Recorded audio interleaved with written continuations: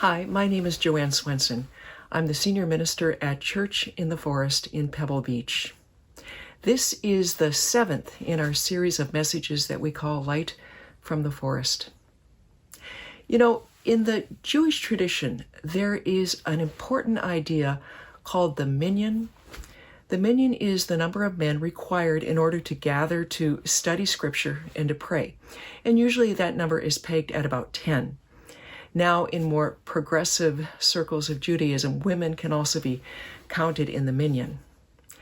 The minyan is premised on the important insight that you need more than one voice in order to understand Scripture.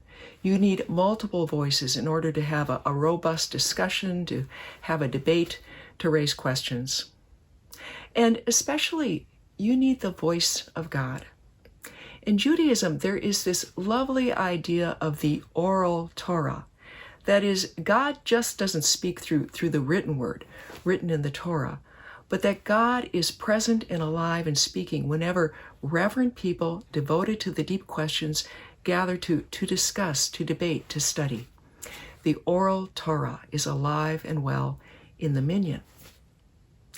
Well, at Church in the Forest, we effectively have had a minyan gathered now for almost 3 years. Every Thursday at 10 a.m., a group of men come into our church's multipurpose room. They come in with their cups of coffee, their bear claw pastries, and their Bibles to study together. Now, of course, with our quarantine, they haven't been able to gather in person, but they have been gathering over Zoom. And some of them even have their pastry.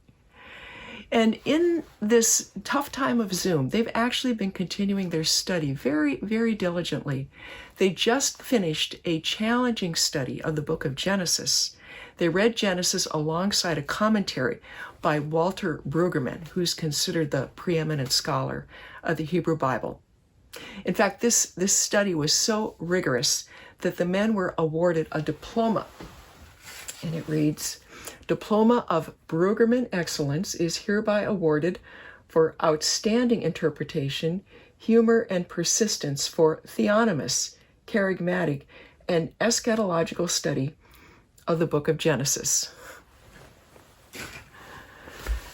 Do you have a minyan in your life? Do you have a circle of friends that you can count on to take up the deeper questions of life? You know, the definition of a minyan can be stretched to include all kinds of groups. It could include your church small group, but it could also be your secular book club. It could be your golfing buddies or your hiking friends. It could even be a dining club. In yesterday's New York Times, there was a beautiful reflection by a famous chef. She described the joys of gathering people around her table in order to serve them food. But she began, and she ended this article with quotations from the beloved philosopher and rabbi, Abraham Heschel.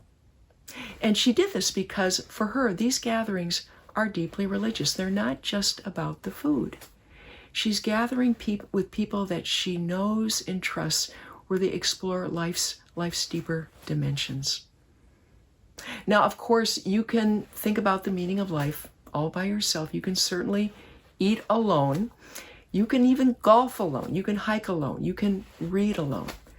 You can do all of these things by yourself without a minyan, but you can't do them nearly as well. With this group of friends, you are equipped now to enter into those deeper questions. So find your minyan.